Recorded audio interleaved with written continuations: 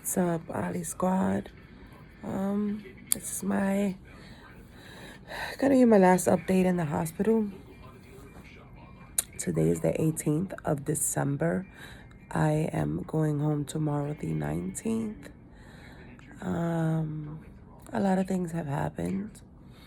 I actually stayed in the hospital more days than I was supposed to because I went almost 6 days without eating. Then I started kind of like, my brain was like not computing. So I started like kind of crying and I was getting like really upset. One thing people never tell you, and doctors don't prepare you, is for the mental state in which you'll be in when you can't eat because your small intestines have to heal. So I think that it's important, and even if that wasn't the case, the healing itself, the seeing the wounds, the incisions, and taking everything in. And I think like in the hospital, when you're in the hospital, you need a professional that is going to be able to sit down and talk to you, because I found myself needing to sit down and talk to somebody that at least made me feel comfortable. So, things did progress. As for now, my small intestines are okay. It's going to be a lot of TMI. If you don't want to listen to it, you can forward ahead, but it all has to do with the procedure and everything that has happened with me. So when I'm going to start somewhere from the beginning, when going in to separate to remove the uterus, to give me the hysterectomy, the uterus and the ovary that was left and the fallopian tube that was left, the small intestines were caught right in the middle, so they couldn't just take it out, because remember when I told you the first time, all my organs were stuck together? Well, those were stuck together with the uterus and the ovary. So it was stuck. So, or I think it was stuck on the uterus, because they didn't say nothing about the ovary, but it was blocking from taking the ovary, removing the ovary. Like there was no way they could get past that. So they tried to separate it. They couldn't get it separated. So they had to cut the 6 inches off. And then what happens is they have to attach it. And if worst comes to worst and you can't attach the small intestines, excuse me, I just ate something, so that's a good sign. You'll know why later. You end up getting a colostomy bag, which I call a poop bag. I don't like to use those big words. I use it's a poop bag. That's it. You get a poop bag. So if worse came to worse and they couldn't connect it, they would have to give you a poop bag. I don't know if it will be permanent or temporary. The doctors were saying temporary, but if you can't connect your intestines, which help you poop, like that could become a permanent situation. I don't know. Anyway, so I hadn't eaten for almost 6 days. And I was losing my mind to the point that I would get agitated really quickly. I would cry, just cry, because I couldn't process the information. I had to think about the fact that I have these staples that are exposed, and that my body has changed permanently. It wasn't a choice that I decided to go in and have surgery and, put something in my body or give my body a lift or something like that. It was something that had to be done because I have ovarian cancer. I have cancer. So in order for them to save my life, in order for them to stop the spread of the cancer, they had to take these procedures. And I was the one that wanted them to do the full hysterectomy to avoid any further spread of cancer. from spreading to the rest of my body. So that's like, sometimes that's the measure that you have to take, because, my grandmother, she died from stomach cancer, but she did have ovarian cancer, probably around the same age as me or somewhere close. And so, anyway, let's get back, because I don't want to lose track, and I'm kind of sleepy already, and it took me a long time to get sleepy. So I couldn't eat. Then I started telling the doctors, like, you can't just not feed the brain. Like, you have to do something, because then I get into these, like, I'm losing my mind. Literally, I'm losing my mind, because the brain is being starved. So, like, I would tell them, no matter how much you take care of the body, no matter what you do to the body, if the brain cannot function correctly, eventually the other parts of the body will give out as well, because the brain is the system, is the main system. So they started me on liquid diets.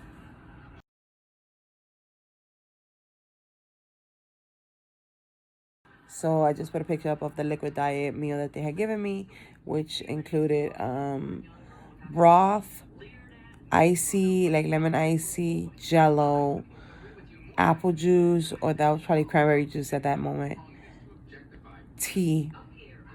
So like hot water, but they had like a tea inside that I can make my own tea. And so the first day that I got that, I ate, and like, I digged in for everything. And then after that, I was no longer hangry. I was at a better space. I was more lively.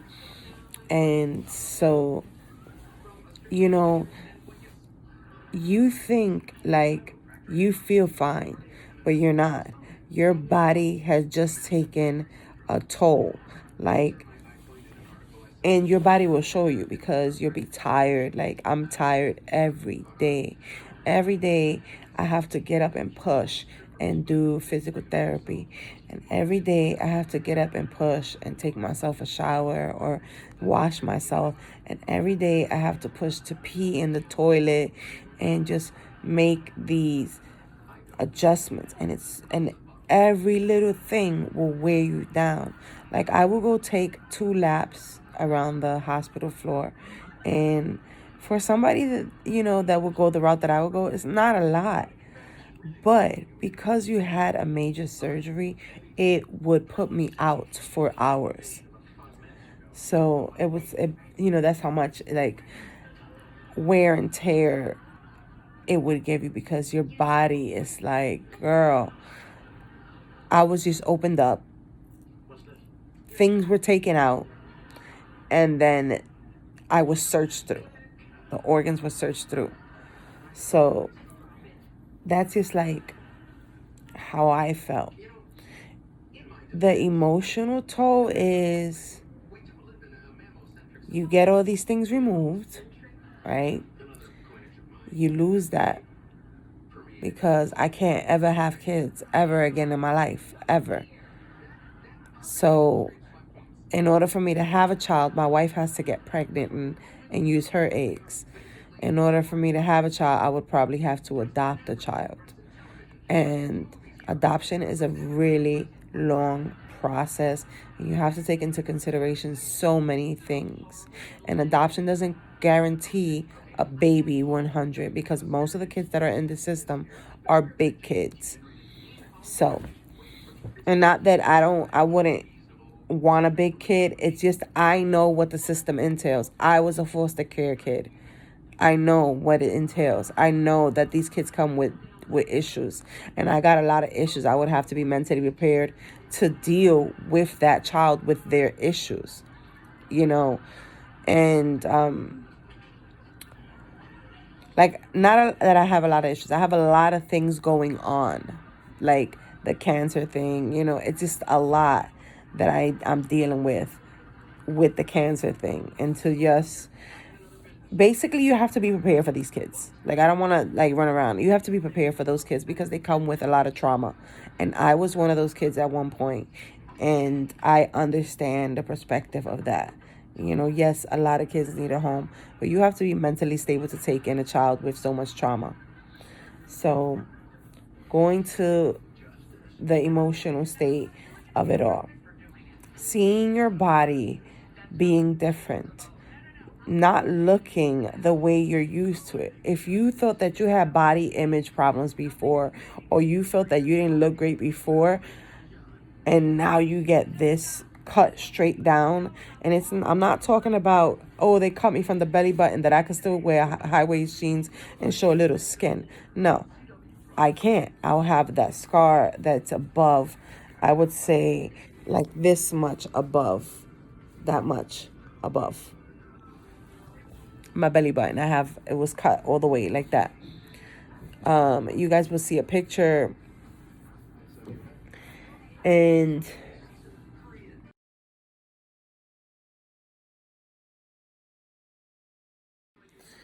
and you know people are like, oh, why would you show this? Like, first of all, it's awareness. You can save another woman's life. You can help another woman understand that if she's going through similar symptoms as you, it's important to go see a doctor. It's not normal to abnormally bleed.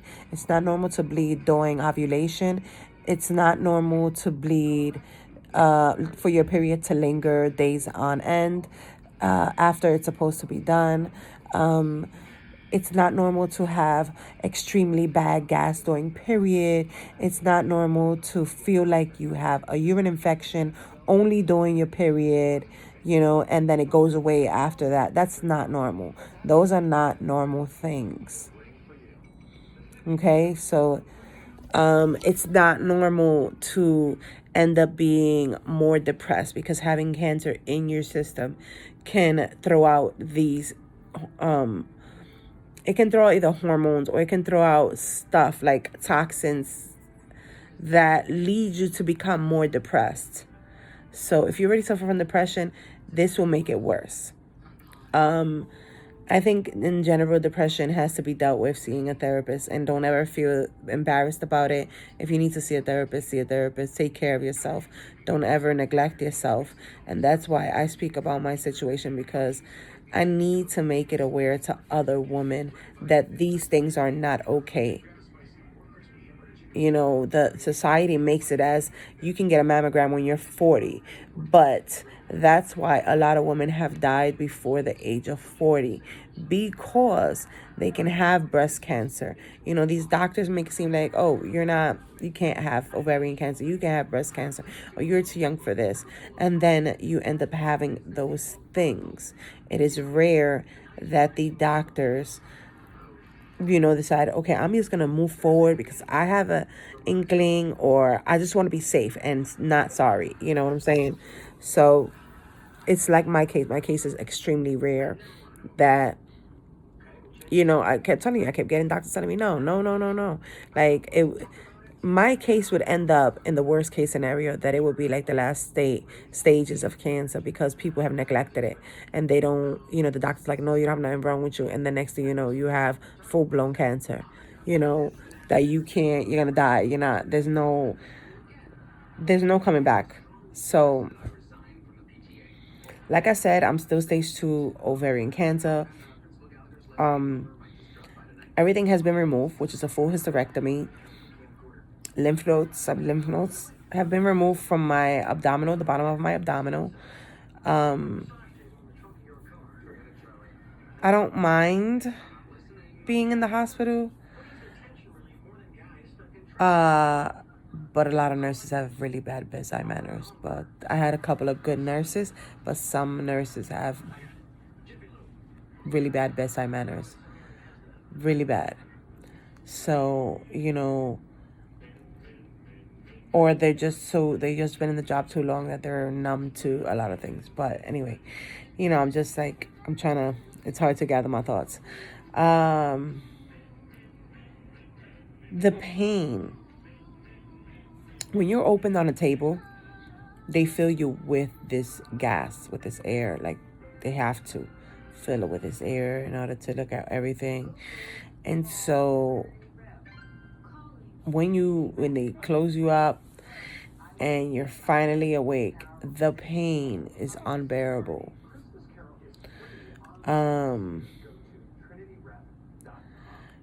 There was times that I would just I would just get so angry and shut down and ignore and try to ignore the pain, but it's too hard to ignore. It's so painful.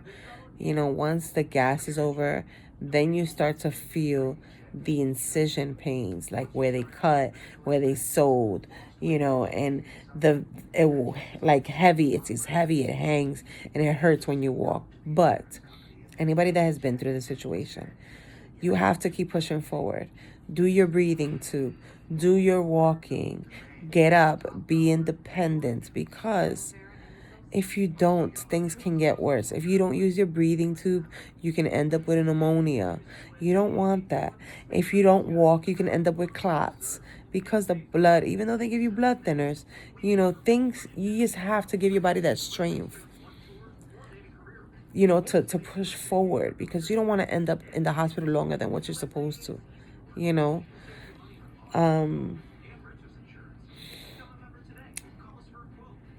Like I said, the emotional toll is a lot. And I think it's important that when you speak to your doctor, talk to them. Try to make sure that you have things set up, that someone is talking to you every second. Like, how are you feeling? How are you doing? Whatever you notice that's awkward in your surgery or after your surgery, you point it out. Advocate for yourself, because a doctor doesn't know. Like, if I feel dizzy, I tell the doctor I feel dizzy. Like, why am I like this? It's common when you've been underneath anesthesia. You start feeling different things that you've never felt before. So it's really common. Before I continue making this video any longer, it's hard to just think about that I had to go through this. Emotionally, I am emotionally hurt because it took a toll on my body.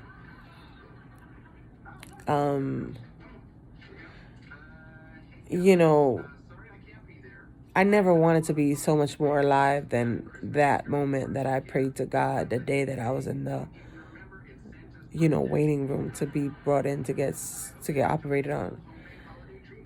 And I just prayed to God, and I said, God, please be there with me. And when I woke up, and all I could think about was that I was alive. I was alive. I made it. And so this road is going to be really hard. I have to do chemo next, which is within 6 weeks. I have other videos. Like, these videos are not, like, I've been recording, but I haven't been uploading. So these videos will be out, but it will take me a little bit to put them out. So just be patient with me. Sleeping is really hard in a hospital, like, in general. Like, I have really broken sleep. So even though I'm in heavy drugs and sedated, and I'll feel tired, sometimes I'll have insomnia. It's almost 1 o'clock. I think I took a nap at 3, and I haven't been asleep since. And I've had my drugs that would say night night, and now I'm starting to feel sleepy. But I just want everybody to understand that even though our cases and our situations are not the same, it's important to take care of yourself and spread awareness and share things, with other people, like what I'm doing, advocating, saying, like, this is what I'm going through. This is what the surgery entailed. It was a lot. Like, how many surgeons were on the floor with my body, like, with me? There had to be about 5 to 6 surgeons in there, not including nurses. I don't even know how many people were there. Like, there was a lot of people. I remember laying in the room waiting, and then there was several surgeons coming up and saying, hey, I'm going to be in your surgery. Yeah, I'm going to be your surgeon. Yeah, I'm this surgeon. I'm that surgeon. And, I'm thankful for those surgeons, and majority of them were women. So for me, that was important because women are more aware and just more delicate when it comes to another female, because you're thinking like, this could have been my body, this could be me. Like, take care and dedication to this body, making sure you're doing everything right possible for this human being. I look good. I'm extremely exhausted. My body is just, I can't take it anymore. I had my first meal yesterday, and I'm on a low fiber diet. So I had, and this is the TMI, I passed gas. I want to say 4 days ago. I passed gas.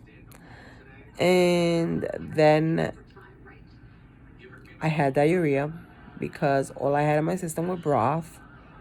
So I had a little bit of diarrhea. Yesterday was the ultimate test. I just could not stop pooping. And it wasn't like regular solid poop. It was diarrhea. Like, I knew it was coming, so I would jump up. And it was hard. It's hard to jump up because you just had surgery. You can't just be jumping up. And I would have to sit in the toilet, like, and just go. And then I'm just like, once I got, like, the first time was okay, the second one was okay. I'm like, yeah, I'm going, like, it's good. My body's showing good signs. Because when your body moves gas and when your body poops, that's a good sign. What's going to be a bad sign is if you vomit your food back up. That tells you something's wrong with the small intestines and something is wrong in general. Get nauseated, get a fever. Your stomach will become so hard that nobody could touch it. It will be really painful. That will be another way to notice that the intestines have rejected it. You know, vomiting, fever, or that they're not prepared, and pain in the stomach or the abdomen. So my body did none of those. And then, you know, so then we knew it was all right. Like, that's when they started giving me pills by mouth. I started doing the liquid drinks. And yesterday I did the food, like regular food. And my body dealt with it fine. But whatever was in me prior, the days prior, was coming out. And I was like, is it gonna end? Is it gonna stop? But a lot of doctors and nurses were really happy because that was a good sign that my body woke up, my intestines woke up, and they're performing good. So now I have to be at a lower diet because, lower fiber diet, because you don't want to agitate the intestines. Because if they become inflamed, then you're going to have problems. Then you're going to have to get a poop bag. So it is important to follow the instructions. I know I got to follow the instructions. I know I got to eat a low fiber diet, and I just have to eat small amounts. So I'm going to show you pictures of what I had, like my meal. And, you know, I care about a lot of you guys, and I just want you to be aware. And I want you to make other people be aware. So to end this video, thank you guys for watching. And if I forgot something, I'm sorry. I'm just tired. And, you know, bring on some of these medications, your brain can't think straight. So, yeah. Thank you guys for watching. And I appreciate each and every one of you that has supported me. And I hope you enjoyed this video.